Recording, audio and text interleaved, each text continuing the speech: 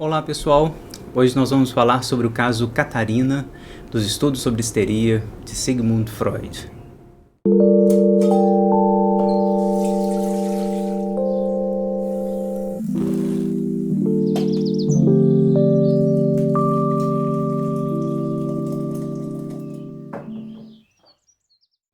Pessoal, esse caso clínico Catarina está publicado nos estudos sobre histeria. Vou ler a partir dessa ediçãozinha da Companhia das Letras. Então vocês estão vendo a data aí, 1893, 1895.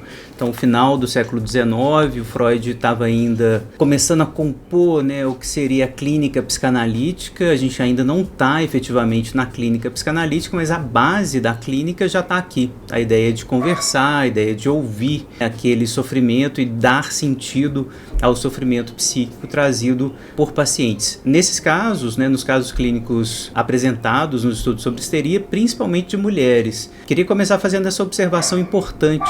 Talvez seja a primeira vez na história da psicologia, está começando também no século XIX, mas talvez da própria história, que as mulheres vão ser ouvidas como sujeito efetivamente, que elas não vão ter o sofrimento delas reduzidos a um tipo de loucura inata, elas não vão ter, por assim dizer, o seu sofrimento diminuído pelo fato de serem mulheres. A criação desses dispositivos clínicos que começam no século XIX, em especial na psiquiatria, na medicina, né, que faz parte dessa criação da psicanálise também, dispositivo clínico que vai fazer aparecer então a possibilidade, as condições de possibilidade de ouvir o sofrimento psíquico e dar sentido a esse sofrimento psíquico. As mulheres, portanto, começam a poder enunciar aquilo que seria da ordem da subalternidade, pensando aqui na Spivak, né, Pode a Subalterna Falar, né, eu, aliás, recomendo muitíssimo a leitura desse livro, Pode o Subalterno Falar, mas que seria até interessante já colocar no feminino aqui, né, Pode a Subalterna Falar, no sentido de que a Spivak vai dizer, inclusive, dessas condições de possibilidade, não só de enunciação, mas também de escuta. Né? Talvez elas nem conseguiam efetivamente expressar, porque também não havia lugar especificamente desenhado, né, para que elas fossem escutadas de maneira cuidadosa, ética, responsável, né, de tal maneira fazer ver o sentido, dotar de sentido aquele sofrimento que elas estavam trazendo. Nos estudos sobre histeria, vocês sabem, vão ser apresentados aqui vários casos clínicos, juntamente com um colega do Freud, professor dele, Josef Breuer.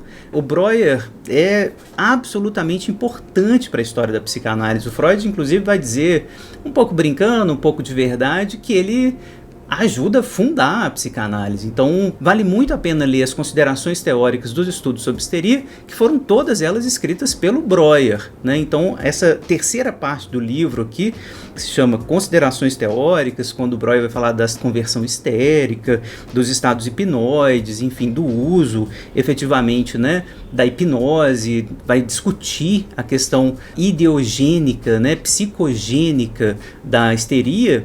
Tudo isso aqui está sendo escrito pelo Breuer, e o Freud está seguindo os passos, né, desse colega, professor, que depois vai desaparecer um pouquinho da história da psicanálise, não continua, né, a seguir com Freud no desenvolvimento da psicanálise, mas que agora, aqui nesse início, é assim, indispensável. Então, recomendo muito a leitura do caso clínico famosíssimo, conduzido pelo Breuer, que é o primeiro caso, o Ana O., Berta Pappenheim, uma paciente brilhante, brilhantíssima, que depois vai virar, inclusive, uma feminista incrível, que vai, inclusive, salvar mulheres judias do tráfico internacional de mulheres. Enfim, uma história incrível. Se vocês quiserem que eu conte um pouco mais da história da Berta, inclusive da participação dela na escrita literária de contos, né? Tem um artigo que eu escrevi sobre a obra literária da Berta Pappenheim, além, né, da escrita dela sobre a questão feminista. Enfim, uma paciente chamada Ana O., denominada Ana O., mas que é a Berta Pappenheim, a gente sabe, que na época aqui, uma jovenzinha, né, adolescente, que não conseguia beber água, que tinha muitos sintomas histéricos, vai se tornar essa feminista. Esse caso clínico é do Breuer. Os outros 4 casos, senhora M. von N., a senhora Miss Lucy, a senhora Catarina e a senhorita Elisabeth von R., todos esses casos descritos por Freud, casos de histeria.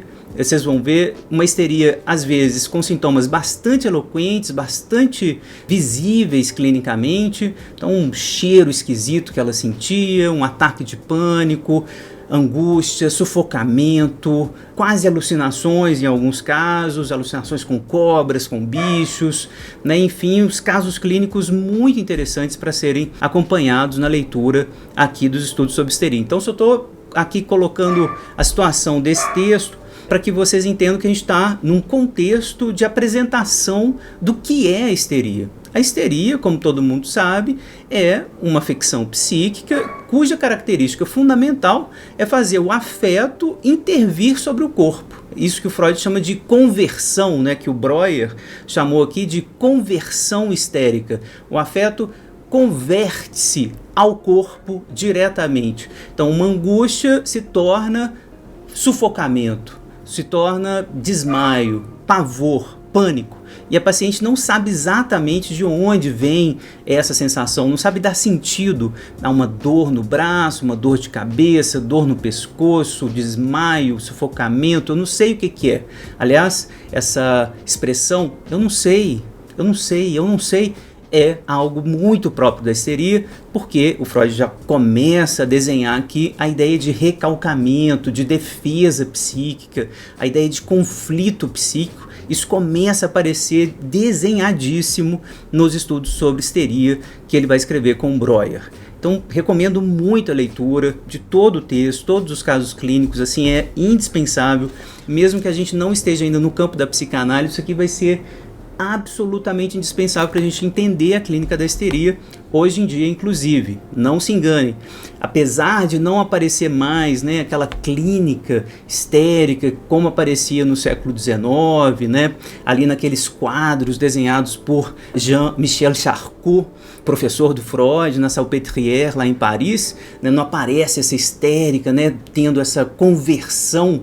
Vejam aí esse quadro famosíssimo, vejam Charcot dando aula, né, com essa histérica, tendo um arco, né, um arco histérico, né, que o próprio Charcot produzia com a hipnose. Óbvio, a histérica hoje em dia raramente vai ter esses sintomas assim muito eloquentes, mas obviamente o sintoma histérico está presente em todos nós. Acho praticamente impossível que alguém não tenha algum tipo de sintomatologia histérica.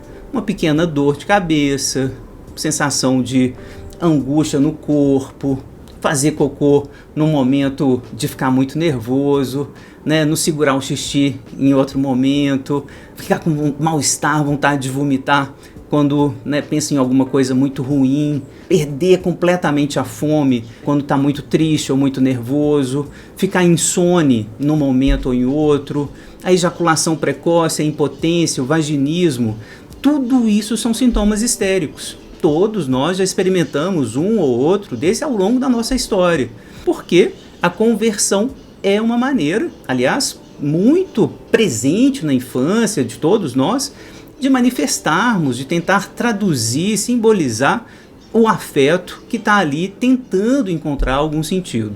Então, está aí introduzido os estudos sobre histeria, fica a minha recomendação enfática para a leitura deste livro. Vamos ler junto agora, rapidamente, o caso Catarina. Caso muito interessante, tem vários aspectos legais aqui, eu quero comentá-lo passo a passo com vocês, esse caso brilhante do Freud.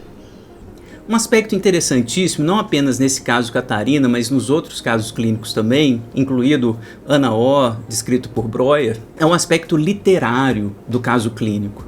Observem mais uma vez que nós estamos presenciando aqui, testemunhando o início da clínica psicológica, da clínica psicoterápica. É o início do que vai se tornar a psicologia clínica do século XX, que a gente pratica até hoje. O relato clínico é uma das metodologias de pesquisa mais importantes que nós temos. Afinal, nós não somos uma ciência baseada em evidências, tal como a química, a física, que pode utilizar métodos empíricos absolutamente precisos para estudar, por exemplo, que a gente vai estudar no caso Catarina, o estupro, por exemplo, o incesto. infelizmente, ou felizmente, né, gente, eticamente falando, a gente não pode repetir esse experimento como repetiria, por exemplo, experimentos para estudar a fusão do ouro, né, ou a ebulição de um determinado gás, etc, etc. A gente não pode fazer essa mesma coisa que as ciências naturais fazem com os objetos, porque o nosso objeto é o ser humano. O objeto sendo humano, além das inúmeras variáveis, a gente tem a questão ética aqui, experimental, para dar conta da transmissão disso que é uma ciência baseada na empiria clínica, que é uma conversa. Na prática, uma conversa, e a partir dessa conversa, o relato que vai ser examinado pela comunidade interpretativa, hermenêutica, que vai examinar o que o médico, o analista, o psicólogo fez. Então, as evidências aqui são evidências muito mais precárias do que aquelas evidências, por assim dizer, produzidas nas ciências naturais, né? Então, essa é uma discussão enorme, né? Assim, que a psicanálise é sempre acusada aí de, né, pseudociência, contra-ciência, etc., mas infelizmente, né, para o nosso campo a gente não consegue mesmo, né, ser uma ciência como a biologia, né, ou a física, ou a química,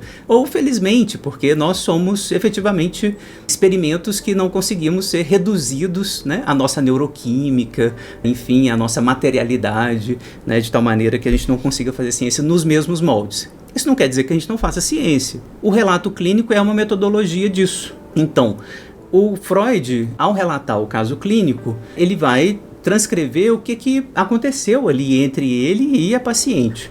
No caso da Catarina é muito interessante porque o Freud está passando férias, né, numa montanha, não sei se na Suíça exatamente, mas enfim nos Alpes, e ele é interrompido nessa caminhada ali pelos Alpes por uma senhora, uma senhorita, né, denominada Catarina. Observem aqui a questão do sigilo. A Catarina que vai lá interromper a caminhada do Freud, que ele diz, né, eu queria esquecer por um momento a medicina, em particular as neuroses, né, eu estava aqui descansando, mas chega a Catarina e me pergunta, você é médico, né?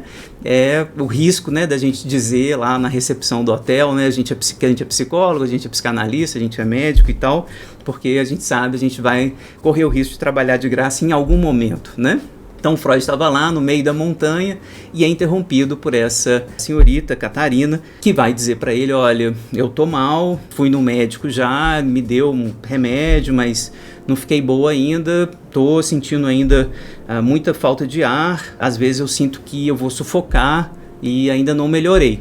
Freud ali, ele admite que saiu de férias, né? As férias não vieram até ele e ele vai certamente ter que trabalhar. Então ele convida a Catarina para sentar e eles começam a conversar. Então o relato clínico aqui é interessante porque não vão ser como os outros relatos anteriores, né, nos quais o Freud vai, né, no consultório, né, a paciente vai ao consultório, ou Freud vai à casa das pacientes. Ainda havia essa coisa, né, de visitar a paciente na casa, e o relato clínico, né, feito aliás quase que todos os dias, né, sessões praticamente todo dia, com hipnose e tal. Aqui não, a hipnose não vai ser utilizada, era uma época aqui que o Freud estava utilizando muito hipnose ainda como método clínico.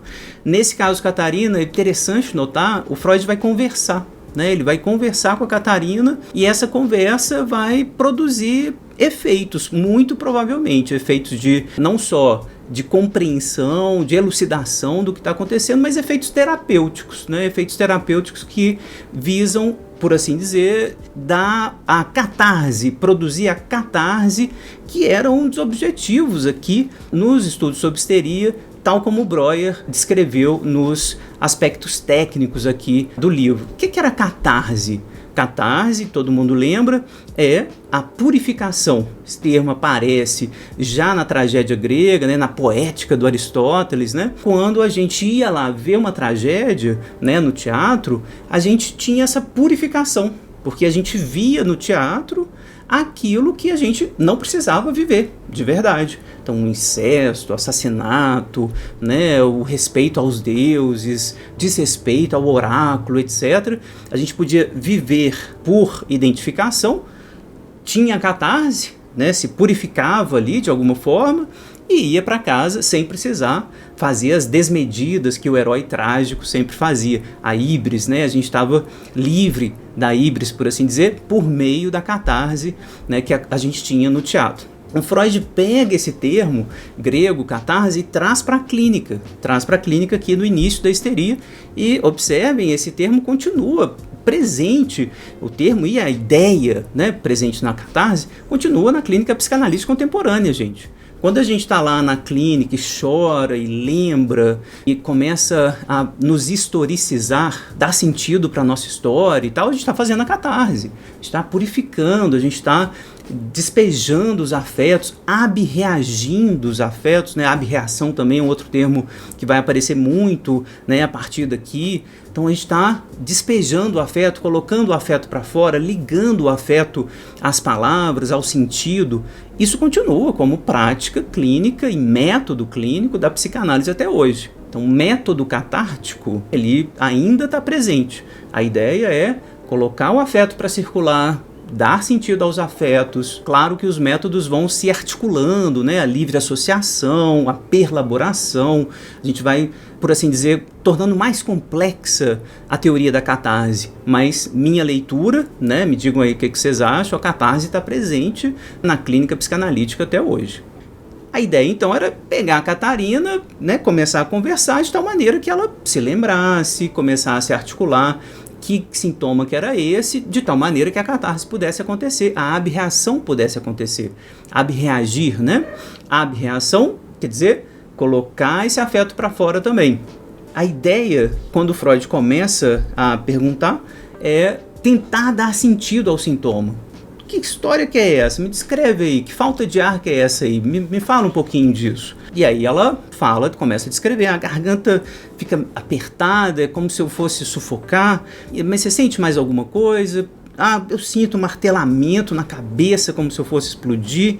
Eu sempre acho que eu vou morrer nesse instante. Eu que sou muito corajosa, eu ando nas montanhas aqui, vou na floresta, vou em todo lugar, mas eu sempre acho que vai ter alguém que vai estar atrás de mim, que vai me agarrar de repente, né? O que mais? O Freud está ali, né, no alto dos Alpes e tentando investigar o que está acontecendo. E ela continua falando, sempre eu vejo um rosto pavoroso, que olha para mim assustadoramente. Eu tenho medo dele, então. Esse sintoma, né, começa a aparecer. Veja, então, quase como se ela alucinasse, né, uma alucinose importante, né, ela vê um rosto ali, mas esses sintomas físicos muito importantes, né? Sentir medo, cabeça martelando, falta de ar, né, sensação que ela vai morrer, quase uma síndrome do pânico, né, uma crise de pânico que essa paciente tem de vez em quando. Então tá ali o Freud perguntando insistentemente, e de onde que você acha que vem? O que você acha que aconteceu? E ela, não sei. Quando que aconteceu a primeira vez? Ah, aconteceu uns 2 anos atrás, né? E aí o Freud começa a colocar em prática aquilo que ele tinha como hipótese teórica sempre. Tem algo de sexual. E aí o Freud, aqui em estudos sobre histeria, sexual quer dizer sim genital, né?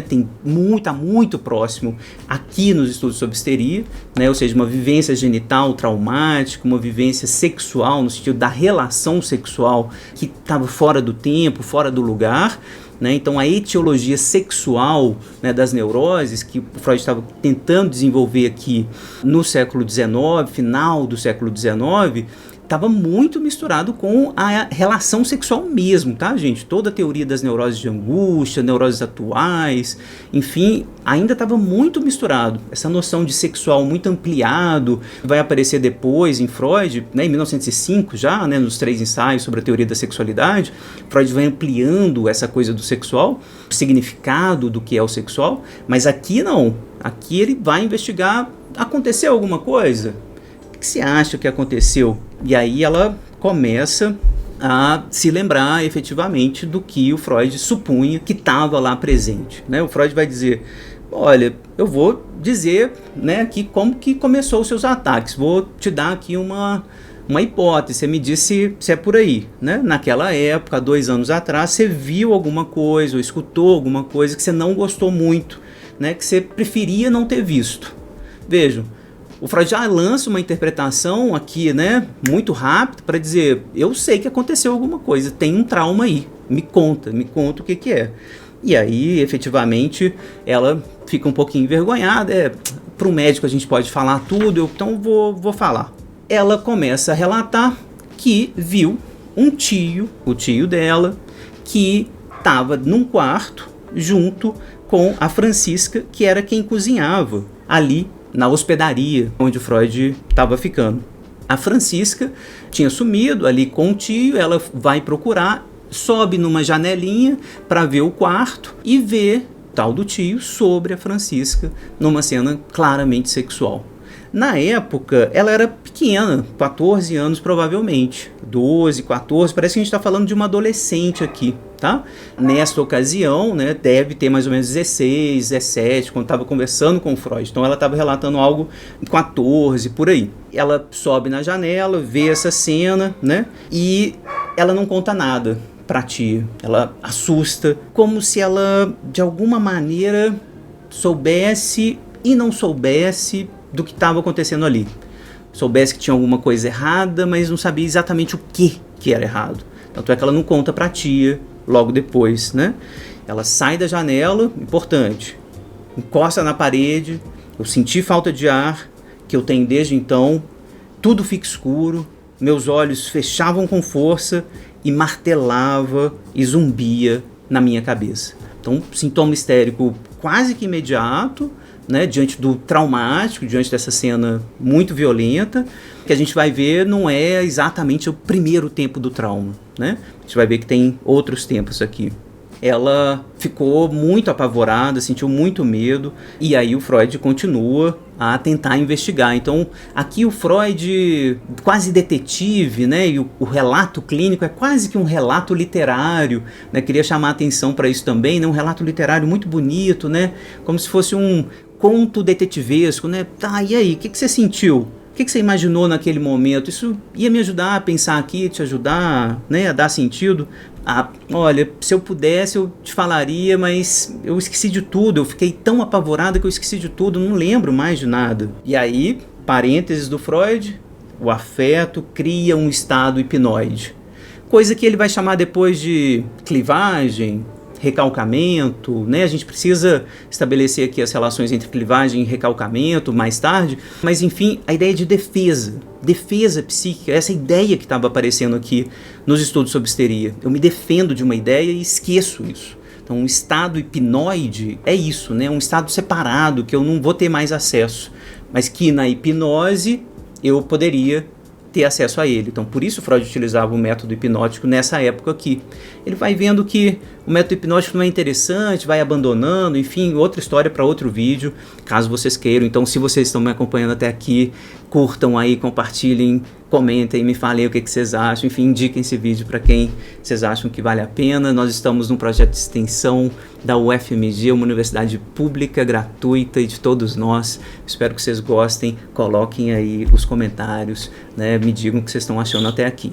Então, Freud está ali, detetivesco, perguntando, né, falando, ó, tá, a cabeça que você vê quando você sente a falta de ar, seria a cabeça da Francisca? Então, não, era uma cabeça horrível, né, era a cabeça de um homem. Será que é a cabeça do tio? Então, não sei, estava muito escuro. Tá, mas o que aconteceu depois dessa cena que você viu? Me senti muito mal o tempo todo. 2 dias mais tarde era domingo. Havia muito o que fazer, né? Eu trabalhei o dia todo, vomitei muito, vomitei 3 dias sem parar. E aí o Freud está falando aqui dessa linguagem bilíngue da histeria, mais uma vez para dizer que no corpo há uma linguagem, né? Então, o que significa vomitar? A repulsa, a repugnância, o nojo, algo que eu não quero viver, que muitas vezes a gente não consegue expressar simbolicamente, pela palavra, pelo sentido, mas consegue expressar pelo corpo, né? O corpo expressa aquilo que a gente não consegue simbolizar.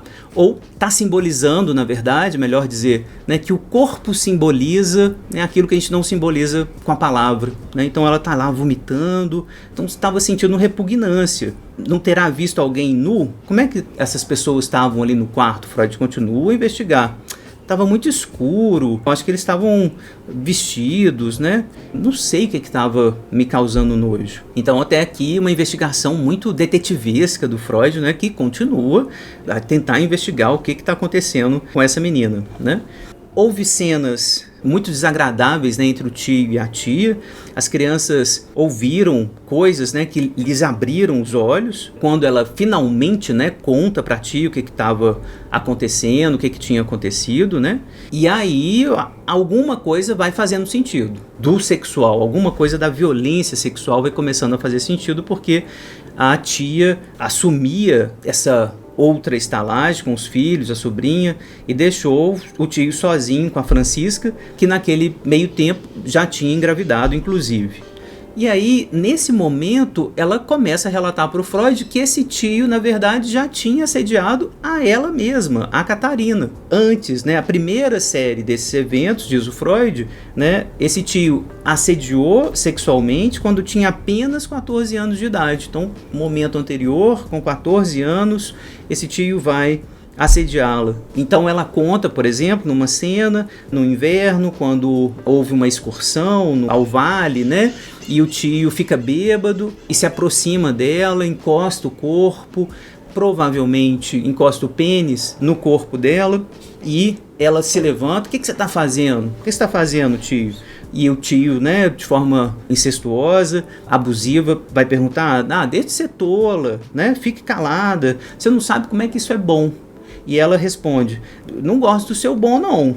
Ele nem deixa a gente dormir, né? Então, o Freud aqui, ele começa a perceber que, né, aos 14 talvez ela soubesse alguma coisa, mas não soubesse exatamente o que era relação sexual, o que significava isso efetivamente nesse contexto. Conta de outras vivências, que teve que se defender mais uma vez desse tio, né, que estava bêbado, principalmente essa coisa alcoolizada, violência sexual, incestuosa, violenta mesmo, direta, abusiva, que o tio endereçava para ela. Ela vai contando várias cenas e isso vai fazendo o Freud associar então essas cenas anteriores àquilo que ela viu na janela ali com a Francisca.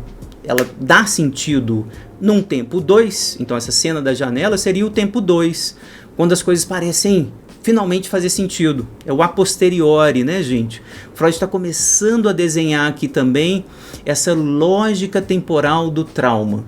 A lógica temporal do trauma é de 2 tempos. Um tempo 2, posterior, né, eu estou vendo lá a Francisca, né, e meu tio sobre ela, mas teve outras cenas no tempo 1 cujo sentido me escapava. Essas cenas no tempo 1 aqui, meu tio estava tentando ficar em cima de mim, ele se aproximava, eu sabia que tinha alguma coisa, mas eu não sabia o que era.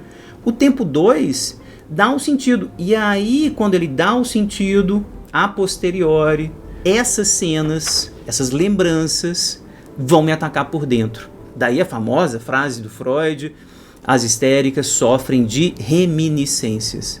Elas sofrem dessas memórias cujos sentidos vão ser dados, vão ser, né, sentidos efetivamente, vão ser compreendidos muito tempo depois. Então, quando eu compreendo, é tarde demais, essa memória já está dentro de mim, essa reminiscência já está dentro de mim, é ela que me ataca. E desse tio aqui dentro eu não consigo fugir. Começo a ter sintomas de que alguma coisa está me perseguindo, eu estou sem ar, eu não consigo fugir mais porque eu estou sofrendo das reminiscências, das lembranças traumáticas que só num tempo 2 ganharam um sentido e me atacam agora a partir de dentro. O Freud tenta ainda investigar de forma mais precisa ainda o que você sentiu exatamente no corpo dele, que ele estava querendo se aproximar, e aí a Catarina dá uma parada e não consegue mais. O Freud respeita isso, para, né, a investigação a partir daqui, mas o caso já estava praticamente resolvido, ele não precisava avançar mais. Você vê o cuidado clínico e cuidado ético do Freud aqui, né, gente? É um detalhe super importante, que não só dá espaço para a mulher falar, dá espaço para a pessoa em sofrimento falar, acolher, fazer essa acolhida no meio das férias. O cara estava lá nos Alpes passeando, não, senta aí, vamos conversar. Então não só essa ética do cuidado, né, esse acolhimento muito carinhoso, generoso do Freud aqui nesse momento, mas também esse respeito. Ela vai até aqui, ela está dando conta até aqui. para essa investigação, porque de fato já estava pronta aqui a interpretação dele, que ele vai efetivamente colocar. E aí ela continua a partir desse momento a dizer, agora eu reconheço a cabeça que eu vejo, né? Não é a cabeça daquele tempo dos ataques, é na verdade a cabeça que eu vejo quando depois que eu contei para minha tia, ele ficava olhando para mim com uma cara de ódio. Se eu não tivesse falado aquilo para minha tia e tal, eles não teriam chegado à separação. E aí ele olhava com aquela cara de ódio, de raiva, né? O rosto que eu vejo é esse rosto quando ele estava nesses ataques de fúria, né? E eu ficava, claro, com medo dele, né, me pegar, me bater, etc. E o Freud continua ainda um pouquinho. Você contou ainda a sua tia essas outras histórias e tal? E aí, detalhe importante, sim, eu contei, não logo depois, mas quando já falava na separação, e aí eu falei para ela, e a tia disse então, ó, isso aqui vai ficar entre nós, se ele colocar dificuldades no tribunal, a gente usa isso contra ele, a gente fala disso também. Não foi um desmentido, né, gente? Assim, eu acho que teve um acolhimento aí da tia, mas também me parece, né, meio acolhimento. Não levou isso adiante, não denunciou, né, não produziu efetivamente essa questão da justiça efetivamente. A gente não sabe, né, quais os efeitos, né, na justiça, enfim, se foi preso, né, se foi condenado, a gente não sabe. Parece que ficou só nessa separação. Então dá essa sensação ainda de injustiça aqui no caso, né? Mas, enfim, ela conseguiu falar, a tia acolheu de alguma forma, isso foi super importante. O Freud então passa para a discussão do caso clínico como um todo, para finalizar, dizendo, né, que a causa do sintoma, efetivamente, né, é essa ignorância do eu, no primeiro momento, que não sabe exatamente o que fazer dessas experiências sexuais, né? O caso da Catarina, então, é típico nesse sentido do que ele estava desenhando aqui nos estudos sobre histeria. Então, o Freud vai dizer, né, na página 192, constata-se, na análise de qualquer histeria fundada em traumas sexuais, que impressões do tempo pré-sexual que permaneceram sem efeito sobre a criança, depois adquirem força traumática como lembranças. É aquilo que eu falei para vocês. A histérica sofre de reminiscências. Essas lembranças são traumáticas, atacam a criança, né, ou a adolescente aqui no caso, a partir de dentro. Aí ela não consegue fugir mais. Como o sentido dessas lembranças ainda não está muito claro, ou às vezes vai causar muito nojo, muita raiva, muita impossibilidade, muitas vezes, de dar um sentido, porque assim, é terrível o que aconteceu.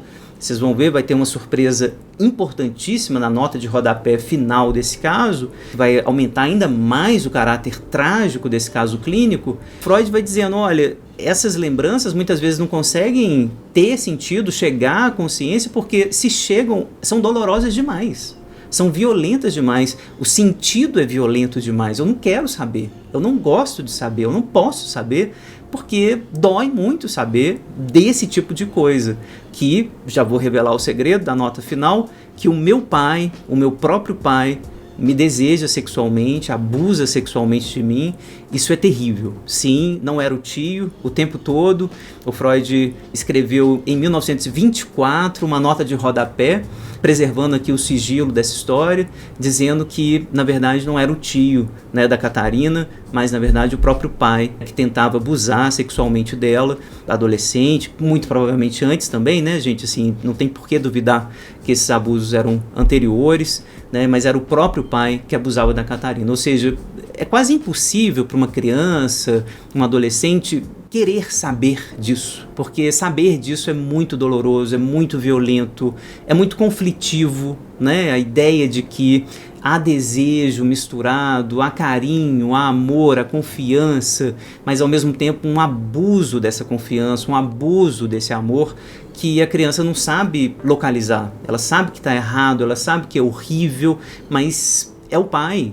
É alguém que ela ama, é alguém que ela quer muito, né? Nos casos clínicos que a gente acompanha nos tribunais, né, pessoal? Assim, quem for psicólogo de tribunal aí pode atestar o que eu estou dizendo, né? Assim, a criança, quando vai denunciar o pai, quando isso chega lá nos tribunais, muitas vezes a criança vai dizer, mas eu não vou falar porque senão o meu pai vai preso, porque senão o meu pai vai para cadeia, ele vai morrer, eu não posso perder o papai.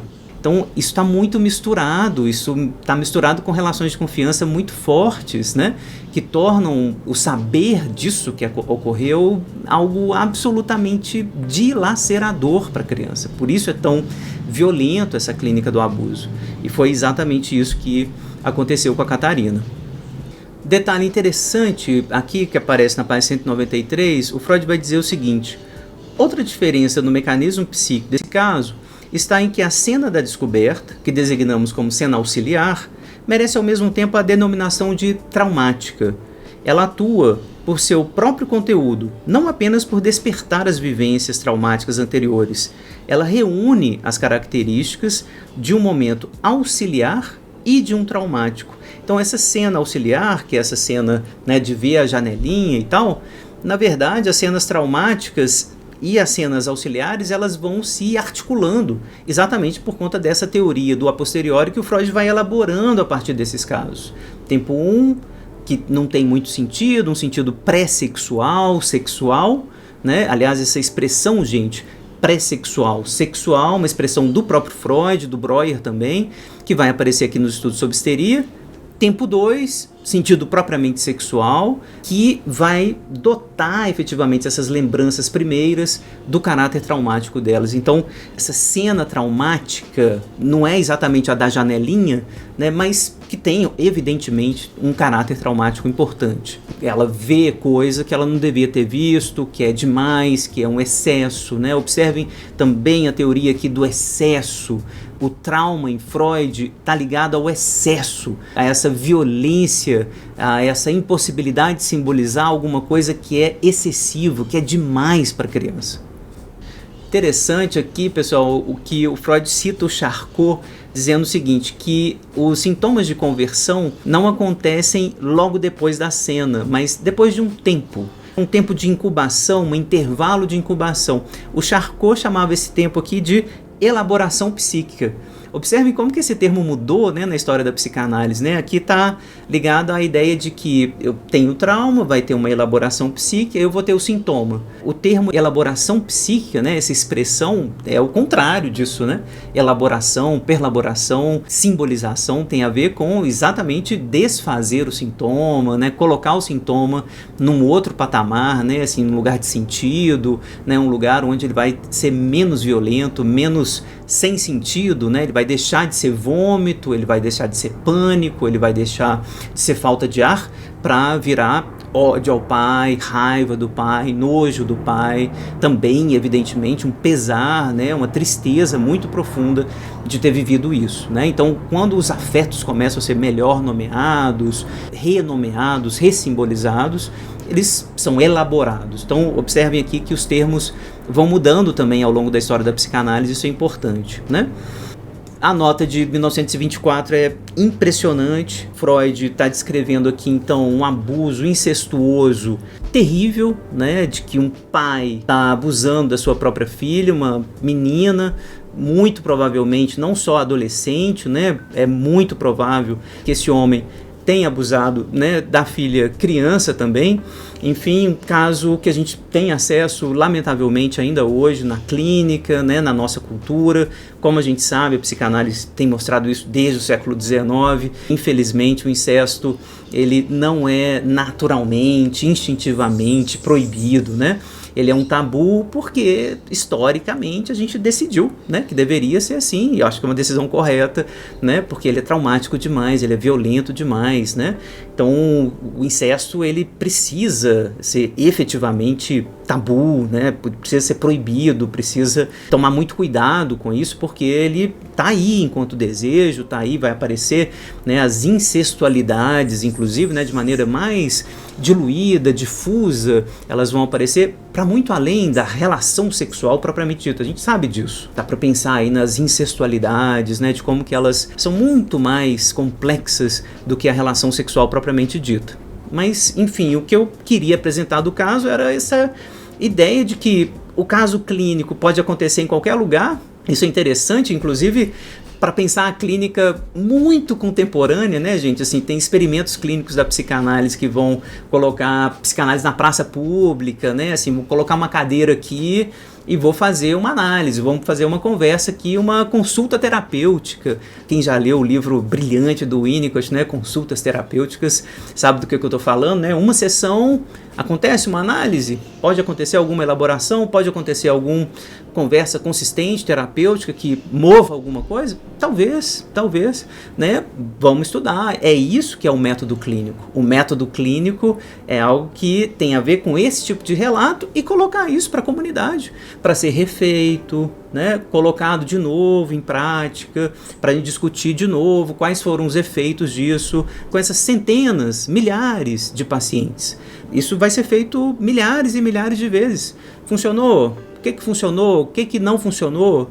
Houve perlaboração? Não houve? Enfim, isso é método científico. Insisto, não é o mesmo, infelizmente, que a física, a química, né? Isso que a gente gostaria de fazer assim, uma psicologia baseada em evidências, né? Totalmente científica, como a física, e ter o mesmo tipo de fidedignidade, neutralidade, objetividade, né? Que a biologia, a anatomia, que aliás não tem muita, né, gente? Vamos combinar. Mas enfim, o mesmo tipo de objetividade. Infelizmente na clínica não é assim, é muito mais difícil, demora mais, né? Porque a gente não tem que repetir casos desse tipo, né? A gente vai ter casos semelhantes, parecidos, e a gente vai ter que tentar distinguir variáveis, enfim, é um estudo muito mais complexo, né, do que estudar o ponto de dilatação do ouro ou do alumínio, né? Quem dera fosse igual, né? Seria bem mais fácil, né? A gente não estaria aqui estudando, né? Quebrando a cabeça com a psicologia há mais, né? Isso colocando no início aqui da psicanálise há mais de 100 anos, né?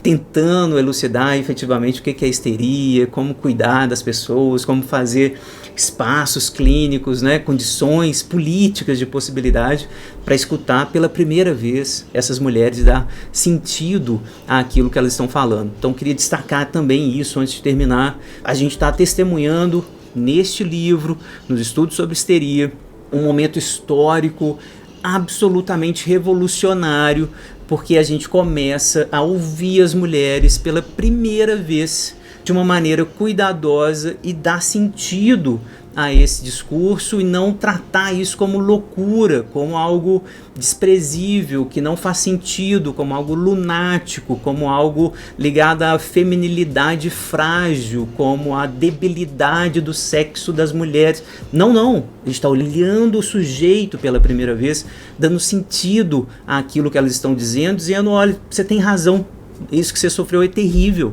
E a gente precisa elaborar isso, a gente precisa dar sentido para isso juntos, e é isso que o Freud faz nesses casos que ele descreve aqui em Estudos sobre Histeria. Com a Catarina, vocês observem, fora de um contexto clínico, fora de um contexto terapêutico. Eu acho isso brilhante, né? O Freud ter colocado isso num livro científico, né? Para dizer, olha, a ciência, muitas vezes, a ciência psicológica, vai acontecer nesse tipo de experimento. Um experimento cotidiano, um experimento que está aqui no alto dos Alpes, mas que no relato estou colocando isso aqui para vocês, olha, vejam como que a teoria do trauma mais uma vez está comprovada. É a violência, é o excesso sexual que causa sintoma desse tipo. Essa menina não está conseguindo respirar, essa menina não tem nada físico, ela não tem nada biológico, ela não está conseguindo respirar, ela está vomitando 3 dias sem parar.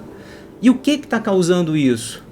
A violência do pai, a violência sexual do pai. É isso que eu estou falando aqui, com experimentos e mais casos e mais. Então, essa reiterada insistência do Freud de trazer casos clínicos que demonstrem a causalidade psíquica, psicogênica da histeria, está sendo atestada nesse caso clínico literário, de férias, nos Alpes, porque é isso que ele quer mostrar. A relação causal, os jogos de razão, né, o estabelecimento dos jogos de razões entre o sintoma e o traumático. E entre o sintoma e o traumático jaz o sexual. É isso que está aparecendo nos estudos sobre histeria, é isso que vai permanecer ao longo de toda a história da psicanálise. O sexual é o traumático. Pessoal, era isso que eu tinha para dizer. Me estendi bastante para falar aqui da Catarina. Espero que vocês tenham gostado. Se vocês ficaram até aqui, mais uma vez, curtam aí, compartilhem, né? Falem do projeto Conversas Virtuais sobre Psicanálise, um projeto de extensão da Universidade Federal de Minas Gerais, uma universidade pública, gratuita, de qualidade para todos, de todas nós, né? Espero que vocês gostem, então compartilhem aí com quem gosta de psicanálise, me ajudem a divulgar, comentem o que vocês acharam, né? Me falem aí qual outro caso clínico vocês querem que eu falo, do Freud, enfim, deixem aí seus comentários, vamos ajudar o algoritmo a fazer circular esse canal. Muito obrigado, até a próxima.